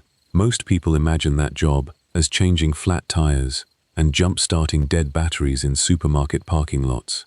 In reality, if you cover rural highways, you spend a lot of nights alone in places where there isn't another house for miles. Christmas Eve is usually quiet because most people stay home, but the calls you do get are often urgent because freezing temperatures can become deadly if someone is stranded. I started my shift at 3 that afternoon and expected to finish around midnight. By 11:30, I had already completed 4 service calls and was driving back toward the depot when dispatch radioed one final request. A pickup truck had reportedly broken down on Forest Road 1118, about 25 miles from the nearest town. The driver had called 911 saying his engine had failed and that he could hear someone walking around outside his truck. Before the dispatcher could gather more information, the call disconnected. The county sheriff was already responding from the opposite direction, but because I was closer, they asked if I could head that way as well. I agreed. The drive took almost 40 minutes. The farther I traveled, the worse the weather became. Snow blew sideways across the road, and thick fog settled between the trees, until my headlights barely reached 50 feet ahead. The radio signal faded in and out, but dispatch continued updating me every few minutes. According to the last GPS ping from the driver's phone, he hadn't moved. At exactly 12:14 a.m., I reached the coordinates. The pickup was sitting on the shoulder, with its hazard lights still flashing. I parked behind it, switched on my amber warning lights, and walked toward the driver's door. The truck was empty. The keys were still in the ignition. A half-finished cup of coffee sat in the holder, and the driver's wallet was lying on the passenger seat. The engine wasn't broken down at all. It started on the first try. Thinking the driver had wandered into the trees looking for a signal, I grabbed my flashlight and called out several times. Nobody answered. Then I noticed footprints leading away from the truck into the snow-covered forest. They looked fresh, deep, clear, and made by heavy work boots. I radioed dispatch and reported what I'd found. They instructed me not to follow the tracks because deputies were only 10 minutes away. I agreed and walked back toward my truck. That's when I heard it. 3 slow knocks echoed from inside the abandoned pickup. I froze. I had just been inside that truck less than a minute earlier. There was no one in it. I shined my flashlight through the windows. Empty. I opened both doors, checked beneath the seats, and even looked inside the truck bed. Nothing. As I stepped away, the driver's side mirror slowly folded inward by itself, with a loud click. There wasn't enough wind to move it. I was still staring at the mirror when my phone vibrated. It wasn't a call from dispatch. It was a voicemail notification. The strange part was that I had no missed calls. Curious, I played it anyway. At first all I heard was heavy breathing and the sound of footsteps crunching through snow. Then, a frightened man's voice whispered, "He's standing behind the tow truck." My heart immediately started racing. I spun around toward my own vehicle. Nothing, just swirling snow illuminated by my amber lights. Before I could replay the message, it deleted itself from my phone without me touching the screen. I radioed dispatch again and asked how far away the deputies were. Static answered first. Then a calm male voice said, "They turned around." I recognized instantly that it wasn't dispatch. "Who is this?" I demanded. There was no response, only static. I climbed back into my truck, locked the doors, and kept watching the abandoned pickup through the windshield. About 2 minutes later, its headlights turned on by themselves. Then the windshield wipers started moving across the frozen glass. Even though the keys were no longer in the ignition, I knew that because I was holding them in my jacket pocket. Suddenly, both headlights went dark again. At the same moment, I noticed someone standing at the edge of the tree line about 70 yards away. He wasn't moving. He wasn't waving for help. He was just standing there, facing my truck. I grabbed the spotlight mounted beside the driver's seat and aimed it toward the figure. The beam swept across the snow, but there was nobody there anymore. Then, from somewhere behind me, I heard 3 slow knocks on the rear door of my own service truck. For several seconds I couldn't move. Those knocks had come from the outside of my truck, close enough that I actually felt the vibration through the driver's seat. I looked into both mirrors. Nothing. The snow behind me was untouched except for my own tire tracks. I grabbed the spotlight again and slowly scanned the area around the truck. No footprints, no person, just blowing snow illuminated by the flashing amber lights. Then, the abandoned pickup's horn blasted once, long enough to make me jump. I looked back toward it. The driver's door, which I knew I had closed, was now standing wide open. I reached into my pocket and felt the keys still there. There was absolutely no reason that door should have opened. Before I could decide whether to get out again, my radio crackled. This time, it was the real dispatcher. She apologized for the silence and said the deputies were about 5 minutes away. I started explaining everything that had happened, but halfway through my sentence she interrupted me. "Ryan, who just got into your truck?" My blood ran cold. "What are you talking about?" I asked. She explained that my service vehicle transmitted a live dashboard camera feed whenever the emergency button was pressed. According to her screen, someone had just climbed into the passenger seat beside me. I slowly turned my head. The seat was empty. "There's nobody here," I whispered. The dispatcher became unusually quiet. Then she said something I'll never forget. "He's gone now." At that exact moment, the passenger door lock clicked by itself. Then the door opened about 2 inches before slamming shut again. I immediately drove forward, about 50 yards, without caring whether I left the abandoned pickup behind. I just wanted distance between me and whatever was happening. Finally, I saw flashing red and blue lights approaching through the snow. 2 sheriff's SUVs arrived together. Relief hit me so hard I almost laughed. I met the deputies halfway down the road and explained everything from the beginning. They searched the pickup first. It was exactly as I had described. Wallet, coffee, empty cab. They followed the boot prints into the trees for roughly 100 yards before calling me over. The footprints ended in the middle of a frozen creek. Beyond that point, there wasn't another single print. No return trail, no signs of anyone falling through the ice. Nothing. Search teams spent the next 2 days combing the forest. They brought in tracking dogs, drones, and even a helicopter once the weather improved. The missing driver was never found. According to investigators, he simply vanished. Before I left that night, one of the older deputies quietly asked me whether I had heard knocking. I looked at him in surprise and admitted that I had. He sighed before telling me something strange. Over the last 20 years, there had been 4 separate disappearances along that same stretch of Forest Road 118. Every witness who was interviewed before the cases went cold reported hearing 3 slow knocks shortly before something unusual happened. The department never included that detail in public reports because they didn't want rumors spreading.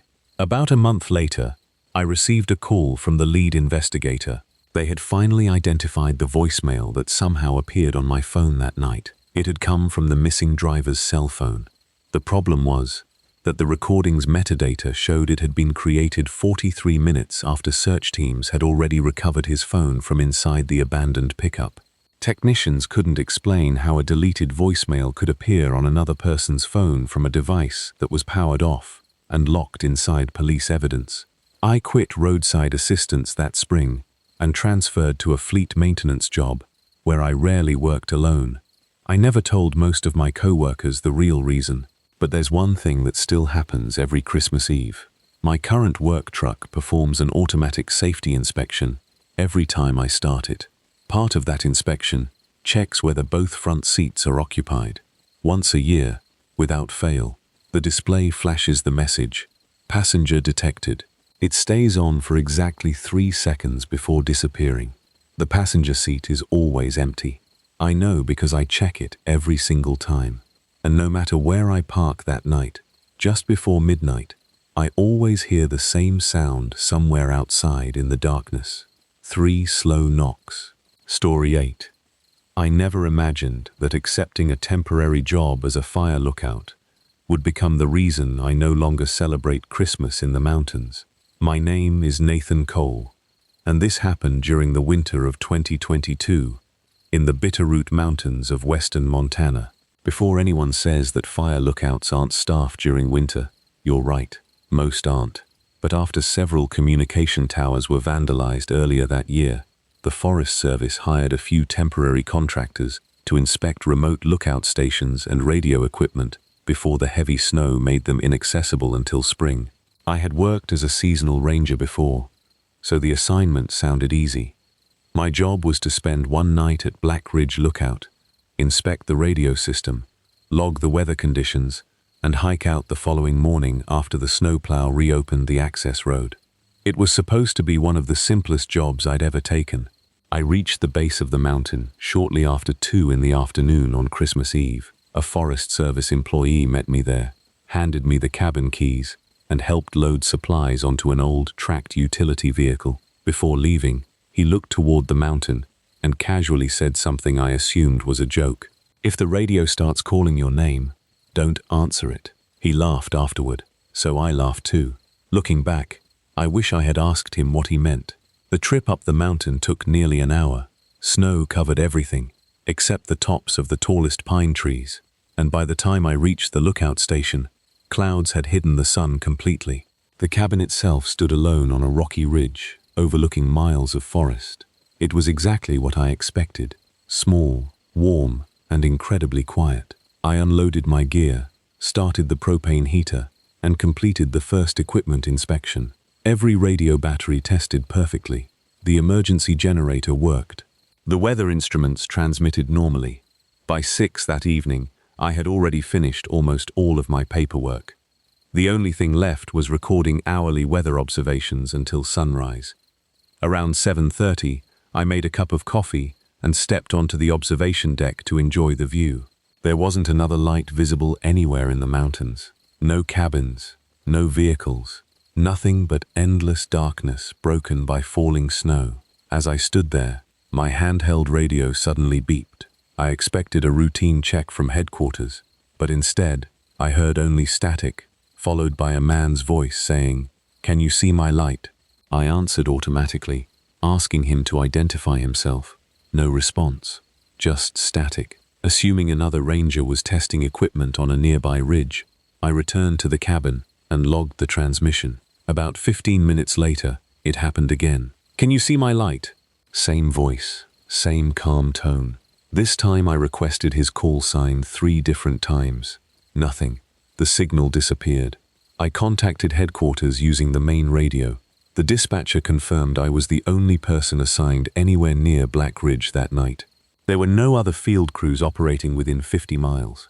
Thinking maybe someone had been using an unauthorized frequency, I went back to work. Around 9 o'clock, the generator briefly shut itself off.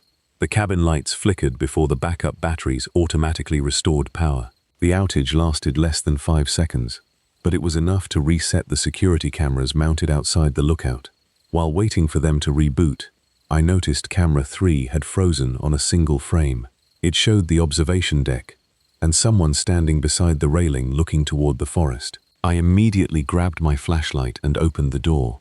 The deck was empty. Fresh snow covered every surface except for my own footprints leading outside. There wasn't another track anywhere.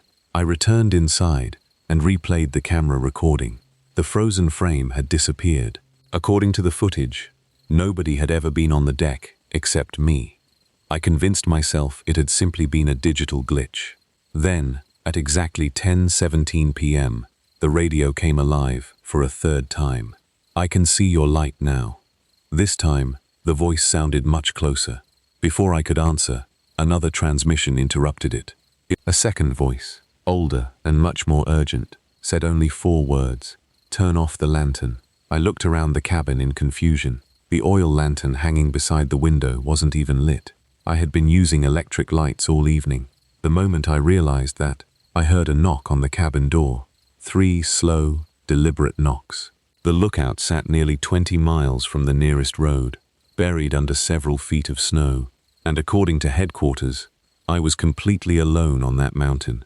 The 3 knocks echoed through the cabin so clearly that for a second, I actually believed someone had managed to hike up to the lookout. I grabbed my flashlight, unlocked the door, and pulled it open. Freezing wind rushed inside, but there was nobody on the porch. I swept the beam across the observation deck, the stairs, and the snow surrounding the tower. Nothing. More importantly, there were no footprints anywhere, except my own from earlier that evening. If someone had walked all the way up that mountain, they couldn't have reached the porch without leaving tracks. I stepped outside anyway and slowly circled the lookout. The snow was untouched. As I reached the back of the cabin, I noticed something glowing faintly through the trees, nearly half a mile away. It looked like a lantern. The light stayed perfectly still for several seconds before disappearing behind the falling snow. I remembered the voice on the radio, asking if I could see his light. I also remembered the warning, telling me to ignore it. I went back inside and locked the door. A few minutes later, I called Forest Service headquarters and explained everything that had happened. The dispatcher listened carefully before telling me something that immediately made me uneasy. According to their weather station logs, Black Ridge had stopped transmitting 30 minutes earlier. As far as headquarters could tell, every radio and every camera at the lookout had gone offline. I looked around the cabin in confusion because everything was still working. My radio was on. The monitors were running. The lights were bright. I even read the latest weather measurements directly from the instruments. The dispatcher insisted she wasn't receiving any of it. She suggested I restart the communications panel and call back. I did exactly that. Every system rebooted normally, but when I tried reaching headquarters again, all I heard was static. Then the familiar voice returned. "Now you can't leave." I slammed the microphone down and unplugged the radio completely. The cabin suddenly became silent except for the wind outside. About 20 minutes later, the emergency weather alarm began sounding from the control panel. I checked the display, expecting a blizzard warning. Instead, every screen simply read, "Door open." I looked toward the entrance. The door was closed and deadbolted. I walked over and checked it twice. Secure. Yet the alarm refused to stop. I finally disabled it by pulling the backup battery from the panel. Just as the alarm went silent, another 3 knocks came from the front door. This time they were louder, much louder. The wood actually shook beneath each impact. I stood there, holding my flashlight without moving. Whoever, or whatever, was outside didn't knock again. Instead, I heard slow footsteps crossing the wooden porch from one side to the other. They stopped directly beneath the front window. Against every instinct I had, I slowly pulled back the curtain just enough to look outside. At first I saw nothing except blowing snow. Then the clouds shifted, allowing enough moonlight to illuminate the clearing below the lookout. Standing at the edge of the trees was a person holding an old kerosene lantern. The figure wasn't moving. It simply stood there facing the cabin. I watched for nearly 10 seconds before raising my flashlight toward it. The beam reached the tree line, but there was nobody there. The lantern light had vanished too. I lowered the flashlight and immediately heard footsteps again. This time not outside, but on the metal staircase leading up to the lookout. Someone was climbing toward the cabin one step at a time. I could hear each boot hitting the metal. Clang, clang, clang. The steps stopped right outside the door. Then came a calm male voice. "Forest Service." I almost opened the door out of pure relief, but something felt wrong. Headquarters had already confirmed no one else was on the mountain. I asked him to identify himself. Silence. Then the voice answered with my own name. "Nathan, open the door." I backed away immediately. There was no way anyone outside should have known my name unless they'd heard it over the radio earlier. I didn't respond. Nearly a full minute passed before I heard the footsteps descend the staircase again. I waited another 20 minutes before risking a look through the window. The porch was empty. At sunrise, the snow finally stopped, and a snowcat from the Forest Service reached the lookout shortly after 8. The first thing the supervisor asked was why I had stopped responding on the radio around 9 o'clock the previous evening. I told him I'd been talking to headquarters several times after that. He looked genuinely confused. According to their recordings, my final transmission had ended at exactly 8:57 p.m. Everything afterward was nothing but static. We inspected the outside of the cabin together. The snow surrounding the lookout was completely untouched, except for my own footprints. There were no tracks leading to the porch, no marks on the staircase, and nothing near the tree line where I had seen the lantern. Before leaving, the supervisor quietly admitted that I wasn't the first contractor to report hearing voices on the Black Ridge frequency during winter. Years earlier, An old fire lookout had disappeared while hiking down the mountain after his shift. Search teams never found him, but several rescuers claimed they kept hearing radio calls asking if anyone could see a light in the forest. The reports were eventually dismissed because there was no evidence to support them. I resigned from seasonal work a month later. I haven't returned to another fire lookout since. But every Christmas Eve, no matter where I am, my amateur weather radio powers itself on at exactly 10:17 p.m., the same time I heard that voice for the third and final time. The message is always identical, calm, clear, and somehow stronger than any local broadcast. I can still see your light. Story 9. I never thought answering one emergency call on Christmas Eve would become the reason I eventually left paramedicine altogether. My name is Evan Ross, and this happened in December of 2021, while I was working as a paramedic in northern Idaho. By then, I'd spent almost 9 years on an ambulance, and I'd learned that staying calm was usually the difference between life and death. People panic, equipment fails, weather gets worse. But if you trust your training, almost every situation has a logical explanation. That's exactly what I believed until the night dispatch sent my partner Caleb and me to a remote cabin high in the mountains. Our shift had been unusually quiet, and by around 10:40 p.m., we were sitting inside the station finishing paperwork when the emergency tones suddenly sounded. Dispatch told us a frightened woman had called 911 from a cabin nearly 40 miles outside town. She had been whispering so quietly that the dispatcher could barely understand her. The only information they managed to get before the call disconnected was that her husband had suddenly collapsed, wasn't breathing, and someone was walking around outside the cabin. Because of heavy snowfall, the medical helicopter couldn't fly, and the nearest sheriff's deputy was still at least 30 minutes away. That meant we would arrive first. We acknowledged the call, loaded into the ambulance, and started driving north. The farther we climbed into the mountains, the worse the weather became. Thick snow reduced visibility to almost nothing, and our GPS repeatedly lost signal, forcing Caleb to navigate using an old county map. About 20 minutes from the cabin, the radio filled with heavy static. Then, without any unit identification, a woman's calm voice quietly said, "Don't use the front door." The transmission lasted only a second before disappearing. I immediately looked at Caleb, who looked just as confused as I was. He grabbed the microphone and asked dispatch whether anyone had just transmitted over the emergency frequency. The dispatcher replied that she had only heard our call and nothing else. We didn't argue. We assumed it had been radio interference caused by the weather and kept driving. A little after 11:30, we finally reached the property. The cabin sat completely alone in a clearing surrounded by towering pine trees. A single porch light illuminated the snow, but every other window was dark. The front door stood slightly open. I remembered the mysterious warning we'd heard over the radio, and for reasons I still can't explain, I hesitated before walking toward it. That's when I noticed something strange in the snow. There was one clear line of boot prints leading away from the front porch into the forest, but there weren't any footprints leading toward the cabin. I crouched down to inspect them more closely. The impressions were fresh, deep enough that they couldn't have been covered by new snowfall, yet they seemed to begin directly on the porch before continuing into the trees. Caleb noticed them too. Neither of us could explain how someone could leave a house without first arriving there.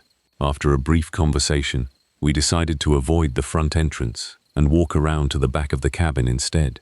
The rear door was locked. I knocked several times while identifying us as paramedics.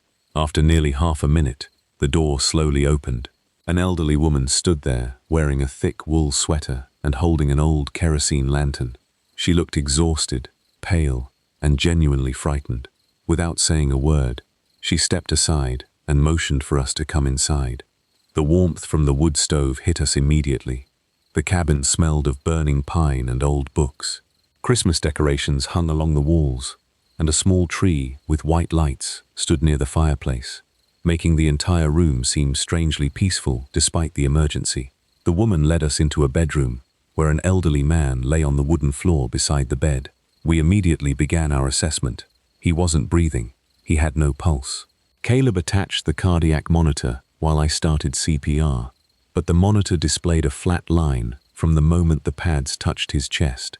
There was no electrical activity whatsoever.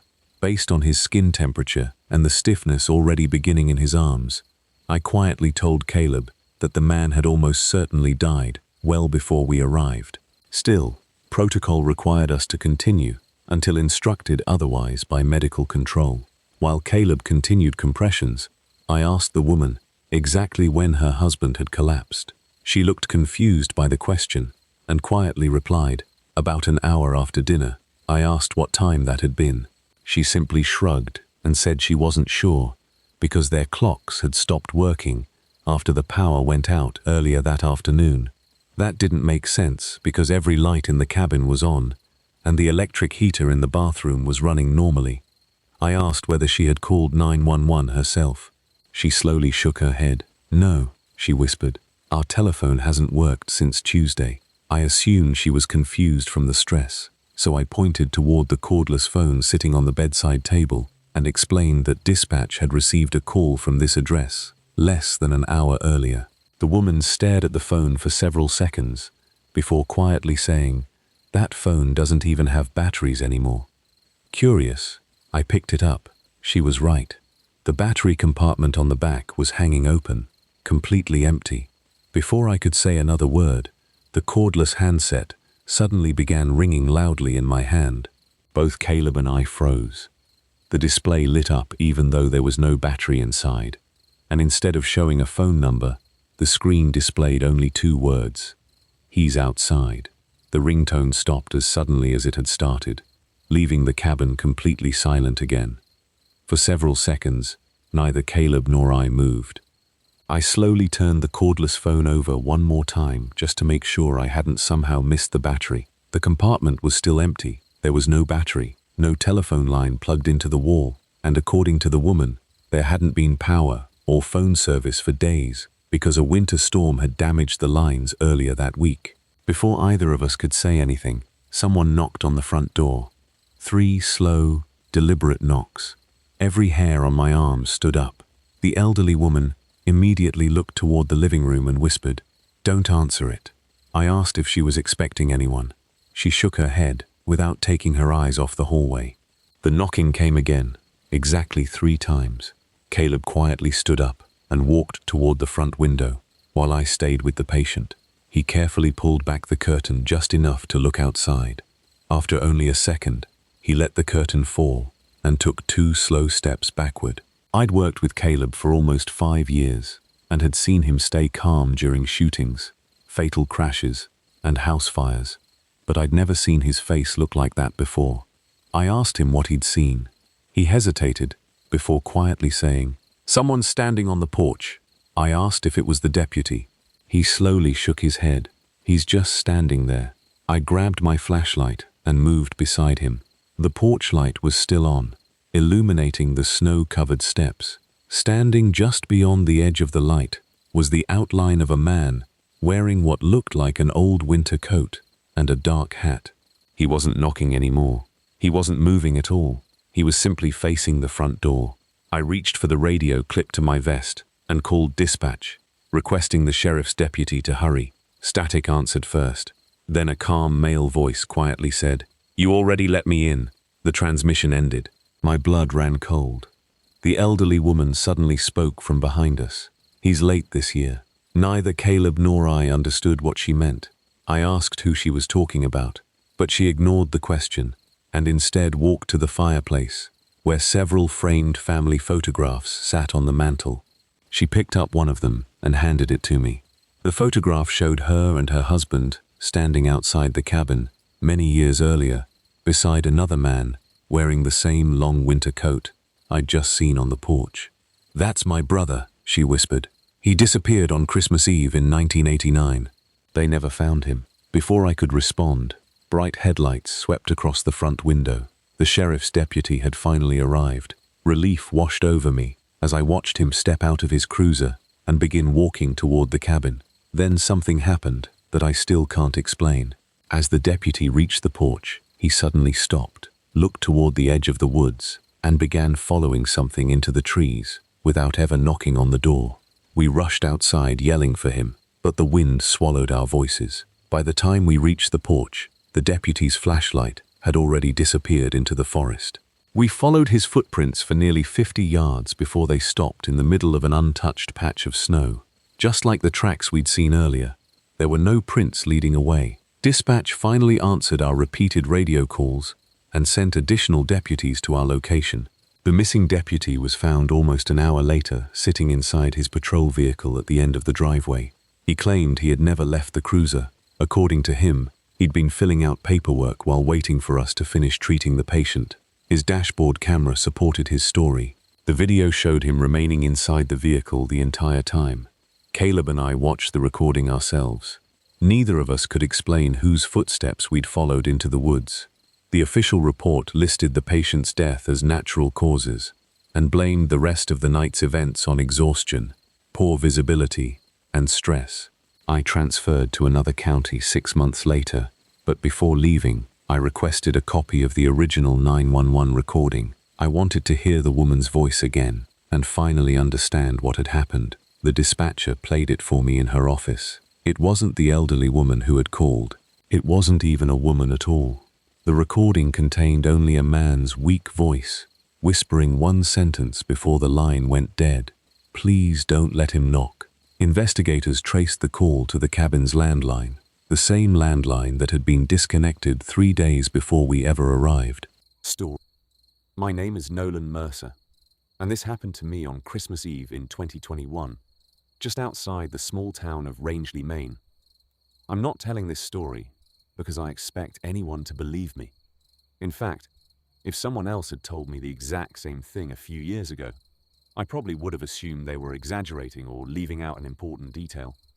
But everything I'm about to describe happened exactly the way I remember it. I worked for a regional courier company at the time, and because Christmas is the busiest week of the year, drivers were constantly being asked to take one last delivery before heading home. Normally, I never volunteered for those extra routes, but my parents were spending the holidays with my older sister in Vermont, and I wasn't planning on seeing them until the following afternoon anyway. So when dispatch asked if anyone could deliver a package to a seasonal cabin nearly 40 minutes outside town, I accepted without thinking much about it. It looked like easy overtime. The address belonged to an old hunting property that only appeared occupied during winter, and according to the notes attached to the delivery, the owner specifically requested that the package arrive before midnight on Christmas Eve. That seemed unusual, but not unusual enough to question. Around 6 that evening, I loaded the final box into my van and left town, just as light snow began drifting across the road. The first half of the drive was completely normal. Christmas lights glowed from farmhouses scattered along the highway. Families were carrying wrapped presents inside their homes, and every local radio station seemed determined to play the same handful of holiday songs on repeat. About 25 minutes later, I turned onto a narrow county road where the houses became fewer and farther apart. Cell service dropped to 1 bar, then disappeared altogether. That wasn't uncommon in that part of Maine, so I wasn't worried.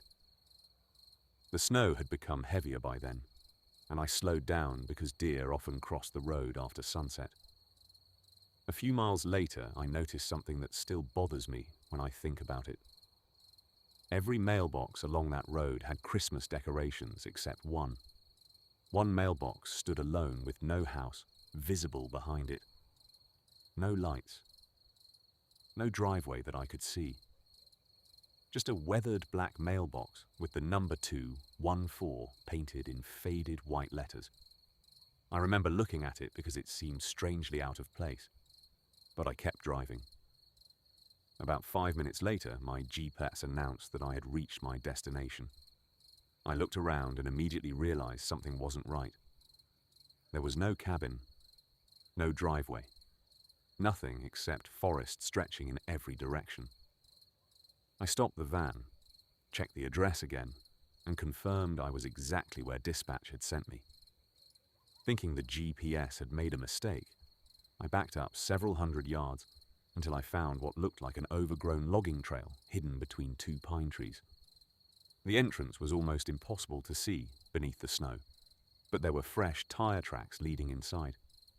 Since they looked recent, I assumed another vehicle had already driven to the cabin that evening. I followed them slowly for almost a mile until the trees suddenly opened into a clearing. In the center stood a 2-story wooden cabin with warm yellow lights glowing through the windows. A pickup truck was parked outside, half covered in snow. Everything looked perfectly normal. I grabbed the package, walked onto the porch, and knocked. Almost immediately, an older man opened the door. He looked to be in his late 60s, wearing a thick flannel shirt and holding a coffee mug. He smiled politely, thanked me for making the drive in bad weather, signed the delivery scanner, and wished me a Merry Christmas. That should have been the end of it. As I turned to leave, he casually asked if I had seen anyone else on the road coming in. I told him no. His smile disappeared for just a second before returning. "Good," he said quietly. "Drive straight back the way you came. Don't stop for anyone." I laughed because I assumed he was joking, but he didn't laugh with me. Instead, he repeated himself. "No matter what you see, don't stop." Then he closed the door. I remember standing on the porch for a few seconds wondering what that was about. Maybe he had neighbors he didn't get along with. Maybe someone had been trespassing. Either way, it wasn't my business. I climbed back into the van and started driving toward the logging trail. The snowfall had become much heavier, reducing visibility to only a few yards ahead. About 10 minutes later, I noticed someone standing beside the road. At first, I thought it was a fallen tree branch, because the figure wasn't moving. As my headlights got closer, I realized it was a woman wearing what looked like a red winter coat. She wasn't waving for help. She wasn't trying to flag me down. She was simply standing there facing the road with both arms resting at her sides. I slowed instinctively. Then I remembered what the cabin owner had said. "Don't stop for anyone." The thought crossed my mind that maybe she needed help, but something felt wrong. There were no footprints around her. The snow was deep enough that every step I had taken outside the cabin left a clear impression. Around her feet, the snow looked untouched. I convinced myself I was imagining things and continued driving. As I passed, she slowly turned her head and watched my van disappear into the trees. I checked the mirror out of curiosity. She was gone. There was nothing behind me except blowing snow. I actually pulled over for a moment because I thought the weather had affected my vision. I got out with my flashlight and looked back down the road. No footprints. No person. Just fresh snow covering everything. I told myself the storm had reduced visibility and climbed back inside. About 15 minutes later, I reached the county road again and felt relieved. My phone immediately regained signal, and text messages started arriving all at once. Then dispatch called asking why I hadn't completed the delivery yet.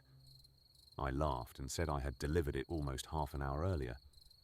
There was silence on the line before the dispatcher replied, "Nolan, that property has been vacant for almost 3 years. The owner died, and the delivery was automatically cancelled this afternoon. We tried calling you, but you were already out of service. I honestly thought they had mixed up my route with someone else's until I looked at the passenger seat. The package was still there beside me, completely unopened, exactly where I had placed it before leaving town. I pulled onto the shoulder and just stared at it. I know what I remember. I remember the man's face. I remember his signature on my scanner. I remember the warmth coming from the fireplace inside that cabin. Yet the electronic signature had vanished from the device, and according to company records, I had never completed the stop. The next morning, curiosity got the better of me. I drove back with 2 sheriff's deputies after explaining what had happened. We found the county road, the black mailbox, and even the entrance to the logging trail. But after driving nearly a mile through the trees, the trail ended at an empty clearing. There was no cabin, no pickup truck, no tire tracks except our own. One deputy joked that I must have dreamed the whole thing. But before we left, The older deputy called me over to the edge of the clearing. Half buried beneath fresh snow was a rusted metal nameplate. He brushed away the ice until the letters became visible. It matched the last name printed on the package I had been carrying the night before. Neither of us said a word. I still work as a delivery driver today, but every Christmas Eve, just before I finish my final route, an unknown number sends me the same text message. Drive straight home. Don't stop for anyone. I've changed phones 3 times over the past 4 years, yet somehow the message always finds me. My name is Caleb Rowan, and what I'm about to share happened to me on Christmas Eve in 2017, while I was working a temporary overnight security job at a closed distribution facility just outside Flagstaff, Arizona. At the time, I didn't think much of it because holiday shifts like that were common in my line of work.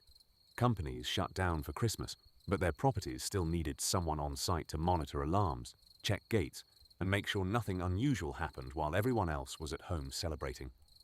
The facility I was assigned to was a large, half-abandoned logistics warehouse that used to handle seasonal retail shipments, but according to the supervisor, operations had been scaled down after a series of corporate cuts, and now only one section of the building was still active.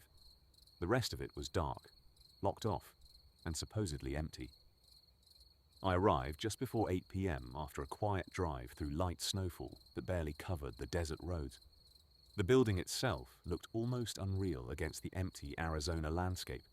Huge, rectangular, surrounded by chain-link fencing, with tall floodlights casting long shadows across the parking lot. The guard I was replacing was already waiting for me at the gate when I pulled in. He looked tired, like he had been counting the minutes until I showed up. He didn't say much during the handover, just told me that everything had been quiet all night, and that I probably wouldn't have anything to deal with, except routine camera checks. Before leaving, he paused and added something I still remember word for word. He said, "If you hear anything inside the north section, don't investigate it. Just log it and ignore it."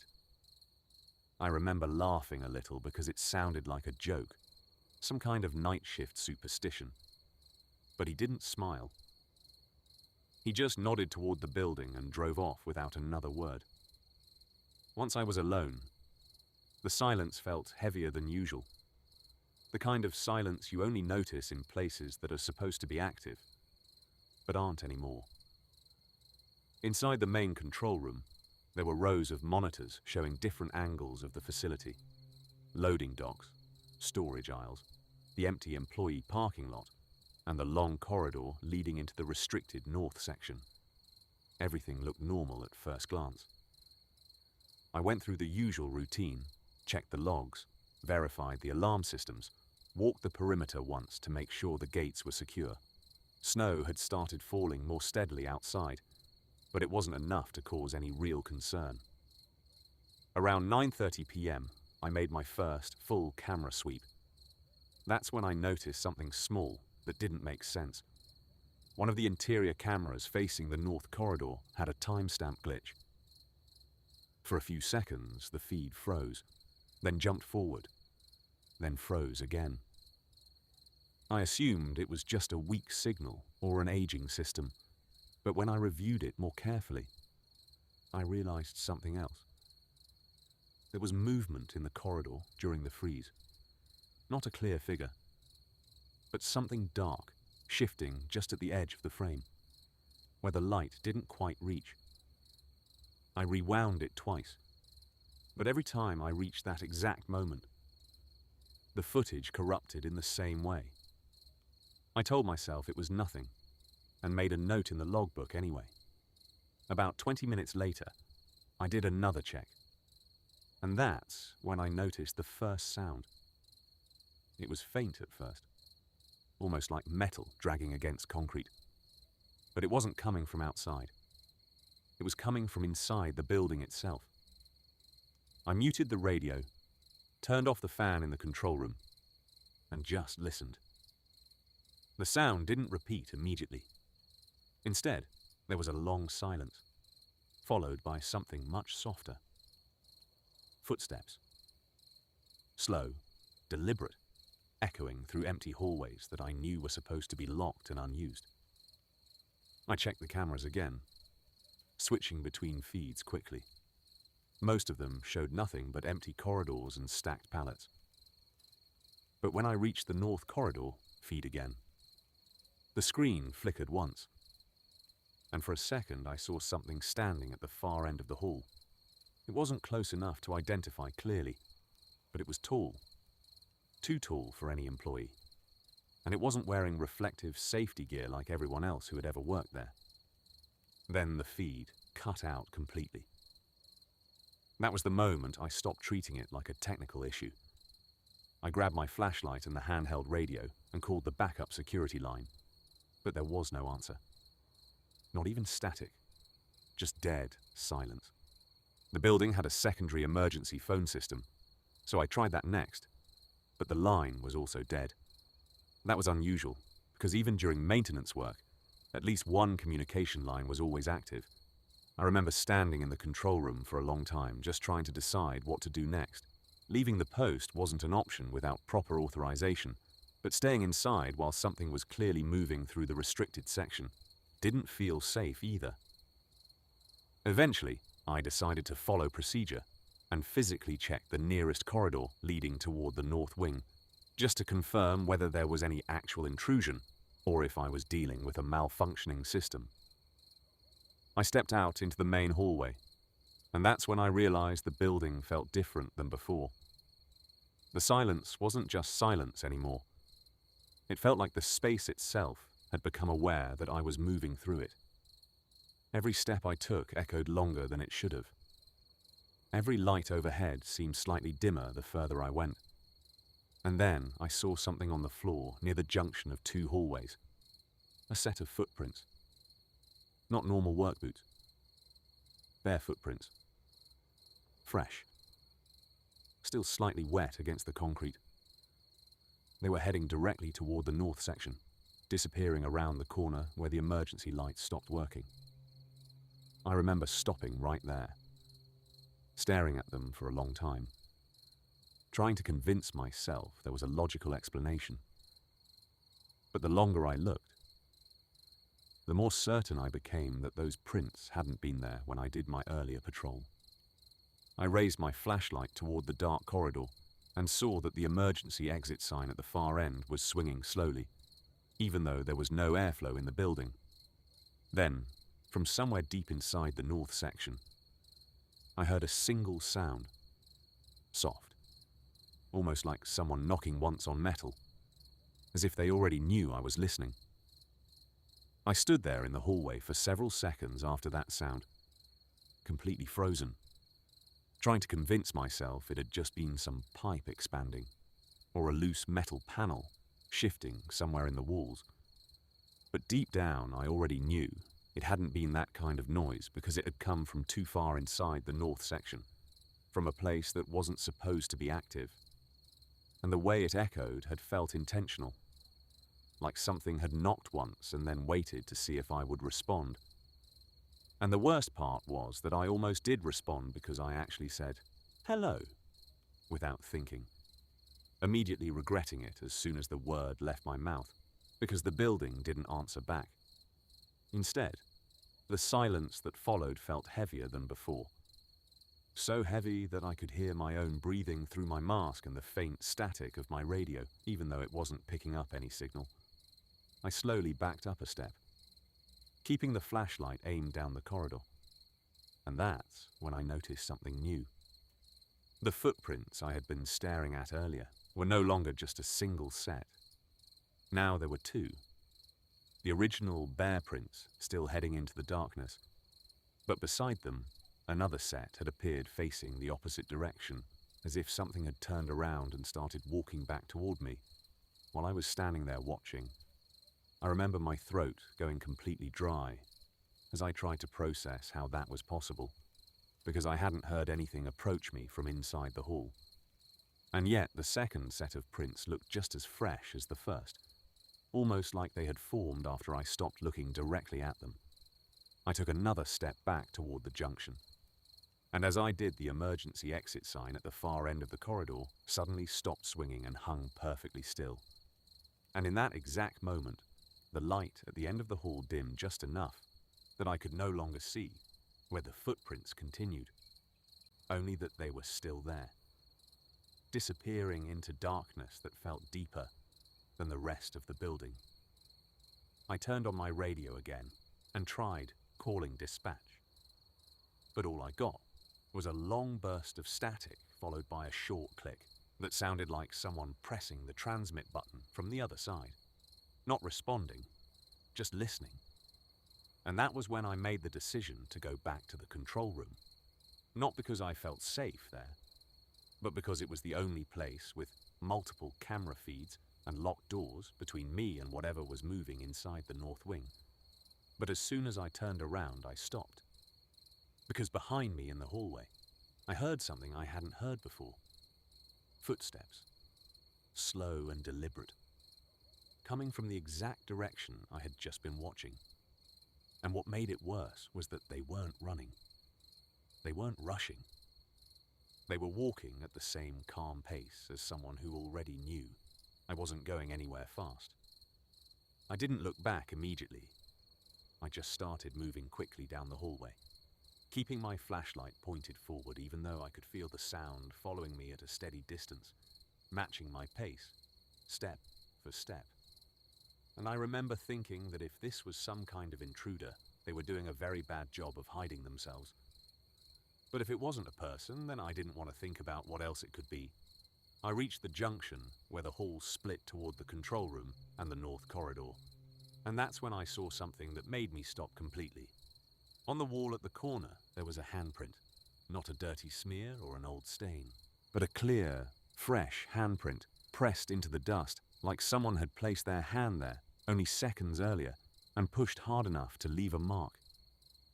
And it was too large to be mine. I lifted my flashlight slowly and followed the handprint down the wall. And it ended exactly at the corner where the hallway turned out of sight. And from the other side of that corner, I heard a single breath, slow and controlled, like something was standing there, just out of view, waiting for me to either come closer or turn away. And in that moment, I realized I wasn't alone in the building anymore, not even close. Because whatever was in the north section wasn't staying there now. It was moving toward me.